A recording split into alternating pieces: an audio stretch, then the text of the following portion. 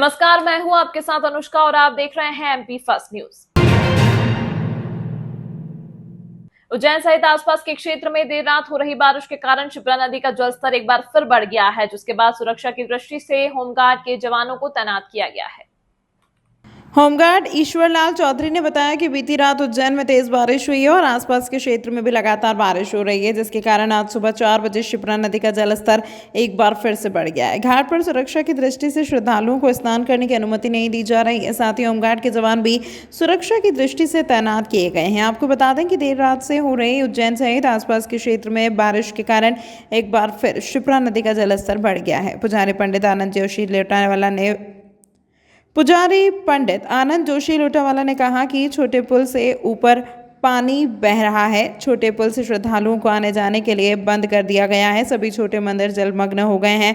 घाट पर पहुंचने वाले श्रद्धालुओं को पंडित पुजारी सुरक्षित स्थान पर ले जाकर उनका पूजन कर रहे हैं। आप देख रहे हैं कि रात भर पानी गिरने की वजह से आज शिप्रा नदी में थोड़ा पानी बढ़ चुका है। यहाँ पर श्रद्धालुजन को स्नान ध्यान करने में, पूजन करने में बहुत दिक्कतें आ रही है। सभी जवान यहाँ पर तैनात हैं आत्म सुरक्षा के लिए और सभी अपने ड्यूटी पर मौजूद हैं और यहाँ पर पूजन पारी राणा जी की छतरी में कराया जा रहा है और श्रद्धालुजनों को भी समझाइश दी जा रही है कि गहरे पानी में न जाएं, अपने सामान की स्वयं रक्षा करें, अपनी आत्मरक्षा खुद करें और अपने बच्चे को हाथ पकड़कर ही शिप्रा में डुबकी लगाएं, स्नान कराएं। पंडित लोटा गुरु। कल शिप्रा नदी की स्थिति सामान्य थी, नहान चल रहा था और नदी का जल स्तर भी कम था और रात को आसपास के इलाकों में बारिश होने के कारण रात से ही 4 बजे से नदी का जल स्तर बढ़ने लगा और अभी भी बढ़ रहा है। दानी गेट छोटी रपट के ऊपर अभी लगभग 3 फीट पानी है। छोटे बड़े मंदिरें भी सारे डूब गए हैं। होमगार्ड एसडीआरएफ के 13 दल पॉइंटों पे लगे हैं। यात्रियों को नहाने के लिए प्रतिबंधित कर दिया गया है और जवान अपने पॉइंट पर जो यात्रियों को नदी के किनारे आने नहीं दे रहे हैं, मुस्तैदी से अपनी ड्यूटी कर रहे हैं। ईश्वरलाल चौधरी, होमगार्ड एसडीआरएफ प्रभारी, रामघाट। बड़नगर के ग्राम रुनीजा में इमली के पेड़ के पास खेल रहे बच्चों को बंदर ने काटा। गंभीर हालत में उपचार के लिए जिला अस्पताल में कराया गया भर्ती।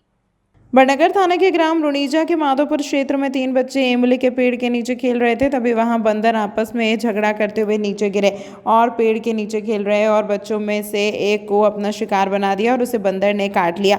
कृष्णा ने बताया कि बच्चों का नाम विकास है, जिसकी उम्र 7 साल है। विकास को पैर में 2 जगह पर बंदर ने काटा है, जिसको बाद परिजन उसे उपचार के लिए उज्जैन के जिला अस्पताल लेकर आए, जहाँ डॉक्टरों द्वारा उसका उपचार किया जा रहा है। बच्चों के पैर में 10 से 12 टाँके आए हैं। वहीं परिजनों ने वन विभाग की टीम से बंदर का रेशियो पैर पकड़ने की बात कही है। रहे थे बंदर आमली में, पूरे बाड़े में खेल रहे थे। वो जैसे भग के आए, 4 बच्चे खेल रहे थे, तो जैसे भगे ये गिर गया, उन्होंने लड़ते लड़ते इसको पकड़ लिया। तो जांग पे काटा इसको और नीचे पिंडी की जगह भी काटा। उसको जो मांस ऊपर का पूरा छीन लिया, गोश्त दिखने लग गया। इसको टाँगे हुए करीब 10-12 हो गए, अभी देखा नहीं है। बाकी उन्होंने बताया कि कुछ ज़्यादा ही टाँगे हैं। रुनीजा की माधोपुरा, बड़नगर के पास में रुनीजा। नहीं, उधर तो नहीं हुआ है, बाकी छोटा मोटा होता तो उधर ही इलाज होता था अपने यहाँ। आप सबको बताया मैंने, माधोपुरा में फ़ोन लगाया उनको, उन्होंने बोला कि बड़नगर फ़ोन लगाएंगे, कार्रवाई करके उनको पकड़वाएंगे। विकास 7 साल। रुनीजा माधोपुरा में। कृष्णा केवट। अपने बड़नगर। छत्रेश्वरी चामुंडा माता मंदिर में गुरु पूर्णिमा के पावन पर्व पर सावन महोत्सव अंतर्गत अखंड रामायण पारायण की शुरुआत हुई, जिसकी पूर्णाहुति गुरुवार को दी गई। पंडित सुनील चौबे व शरद चौबे ने बताया कि अखंड रामायण का पाठ शुभारंभ 21 जुलाई से किया था, जो रक्षाबंधन तक जारी रहा। इसके बाद 2 दिन का विश्राम दिया। गुरुवार को मंदिर में पूर्णाहुति की गई। इस दौरान हवन, महाआरती व भंडारा का आयोजन किया गया। मंदिर में विराजमान प्रतिमाओं की महिमा काफी प्रसिद्ध है। ऐसे ही छत्रेश्वरी चामुंडा माता मंदिर उज्जैन मध्य प्रदेश का प्रसिद्ध तीर्थ स्थान माना जाता है। यह मंदिर शहर के मध्य चामुंडा माता चौराहे पर स्थित है। मंदिर के नाम कई वर्ल्ड रिकॉर्ड दर्ज है। श्री मां चामुंडा माता मंदिर उज्जैन का काफी प्रसिद्ध मंदिरों में से एक है। इस मंदिर के नाम कई वर्ल्ड रिकॉर्ड भी दर्ज हैं। चामुंडा माता मंदिर में मंगलवार के दिन पूजा का विशेष महत्व है। यहाँ प्रतिदिन बड़ी संख्या में श्रद्धालु दर्शन और पूजन के लिए पहुंचते हैं। श्रावण मास में चामुंडा माता मंदिर भक्त समिति द्वारा प्रतिवर्ष 1 माह तक असंख्य रामायण की जाती है। गुरु पूर्णिमा से लगा के रक्षाबंधन तक ये रामायण चली है। इसका आज खड़े खड़े रामायण करके 24 घंटे कल हवन पूजन एवं भंडारे के साथ में समापन किया जाएगा। कितने वर्षों से करते आ रहे हैं? ये लगातार 12 वर्ष हो चुके हैं रामायण अखंड होते होते। प्रति श्रावण मास में 1 महीने का रामायण चलती है।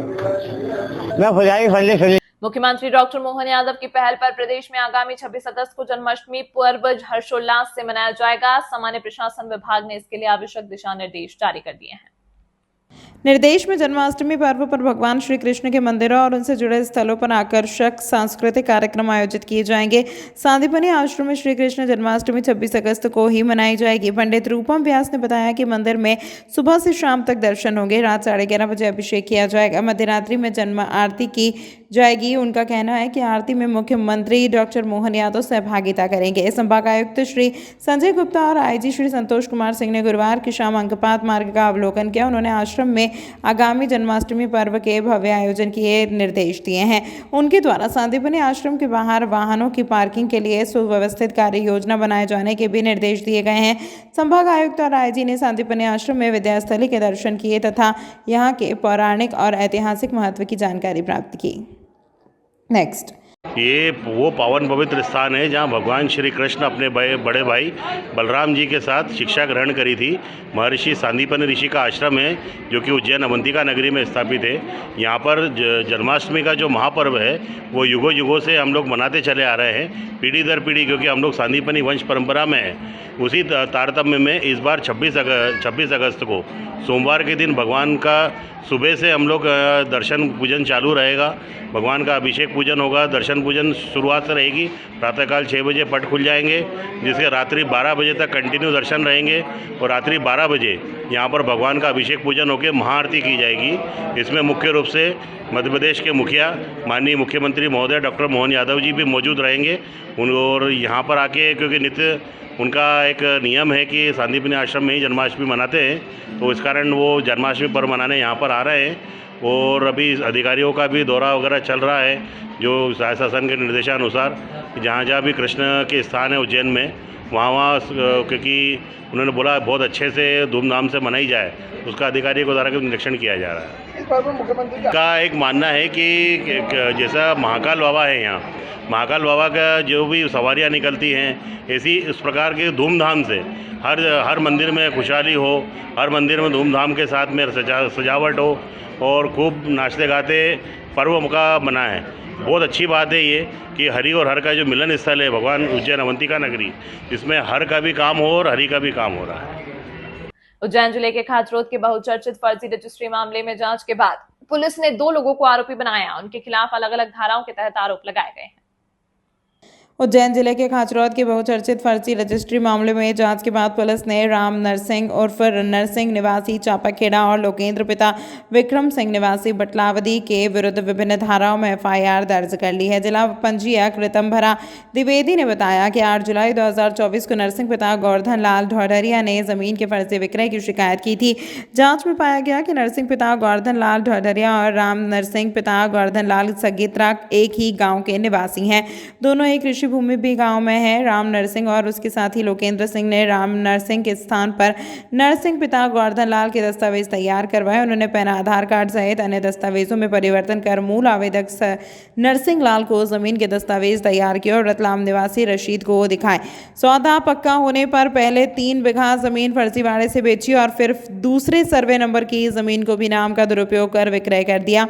रजिस्ट्री होते ही नामांतरण प्रक्रिया भी प्रारंभ हो गई। पटवारी ने मूल कृषक को जमीन बिकने की सूचना दी तो असल जमीन मालिक के होश उड़ गए और उसने खुद के साथ हुई धोखाधड़ी के संबंध में पुलिस को आवेदन दिया। साक्ष्यों के आधार पर 2 आरोपियों पर धारा 420, 467, 468 और 471 में प्रकरण पंजीबद्ध किया गया है। इस मामले में सोचने वाली बात यह है कि पहले फर्जी रजिस्ट्री हुई, फिर कैंसिल हुई, पुलिस को सूचना भी नहीं दी गई।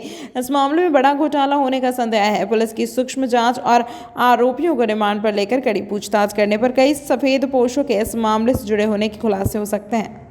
इसमें एक गांव में एक ही नाम के 2 व्यक्ति रहते थे, तो जिसकी प्रॉपर्टी थी उसकी प्रॉपर्टी को किसी दूसरे व्यक्ति ने जो उसी नाम का था उसने बेच दिया था। इसमें हमारे सब रजिस्ट्रार ने FIR भी करवाई है, उसने SDM के भी निर्देश दिए इस संबंध में, तो विक्रेता और गवाह के खिलाफ उसमें FIR हुई है। पेरिस ओलंपिक में पदक जीतने वाले भारतीय हॉकी टीम के खिलाड़ी विवेक प्रसाद उज्जैन पहुंचे। महाकाल मंदिर पहुंचकर भगवान महाकाल का आशीर्वाद लिया। विवेक पेरिस ओलंपिक गेम में भाग लेने से पहले भगवान महाकाल का दर्शन लाभ लेने के लिए उज्जैन आए थे। विवेक पेरिस ओलंपिक गेम में भाग लेने से पहले भगवान महाकाल का दर्शन लाभ लेने के लिए उज्जैन आए थे। अब टीम की जीत के बाद मनोकामना पूरी होने के बाद वह फिर से भगवान महाकाल के दर पर माथा टेकने पहुंचे। भारतीय हॉकी टीम ने पेरिस ओलंपिक में शानदार प्रदर्शन करते हुए ब्रॉन्ज मेडल जीता था। इस टीम के सदस्य रहे मध्य प्रदेश नर्मदापुरम के रहने वाले विवेक सागर परिवार के साथ बाबा महाकाल के दर्शन करने पहुंचे। दर्शन करने के बाद कलेक्टर नीरज सिंह और पुलिस अधीक्षक प्रदीप शर्मा ने विवेक का सम्मान भी किया। भारतीय टीम के खिलाड़ी विवेक ने मीडिया से चर्चा में बताया कि भगवान महाकाल की कृपा से ही भारतीय हॉकी टीम का पूरे देश में नाम हुआ है। विवेक ने सभी खिलाड़ियों को बधाई देते हुए आगे आने वाले ओलंपिक गेम्स में मेहनत करने का संदेश दिया है। खास बात तो यह है कि विवेक प्रसाद पेरिस ओलंपिक में भाग लेने से पहले भगवान महाकाल का दर्शन लाभ लिया था। मनोकामना पूरी होने के बाद फिर से वह भगवान महाकाल के दर पर माथा टेकने पहुंचे हैं। गौरतलब है कि विवेक सागर मध्य प्रदेश के नर्मदापुरम जिले की तहसील इटारसी के निवासी हैं। टोक्यो ओलंपिक 2020 में विवेक द्वारा दिए गए शानदार गोल से भारतीय हॉकी टीम ने ब्रॉन्ज मेडल जीत पूरी दुनिया में देश का परचम लहराया था। आपने देश का नाम रोशन कराया है, बाबा महाकाल के जो है दर्शन भी किए हैं, क्या कुछ कहा? सबसे पहले जय श्री महाकाल। और उज्जैन नगरी में मैं जब ओलंपिक जा रहा था उससे पहले भी मैं आया था महाकाल जी के दर्शन करने, उनका आशीर्वाद पाने। और जब मैं जीत के आया हूँ उसके बाद भी मैं महाकाल जी के पास आया हूँ उनका आशीर्वाद लेने के लिए। और मुझे बहुत अच्छा लगता है, हमेशा उनके दर्शन करके एक अलग एनर्जी आती है और एक विश्वास है उनके ऊपर कि वो हमेशा मेरे साथ हैं और जो भी मैं करता हूँ उनके आशीर्वाद से अच्छा ही होता है।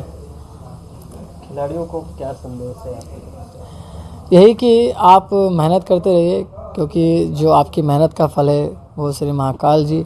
और तमाम महत्वपूर्ण खबरों के लिए देखते रहिए MP फर्स्ट न्यूज।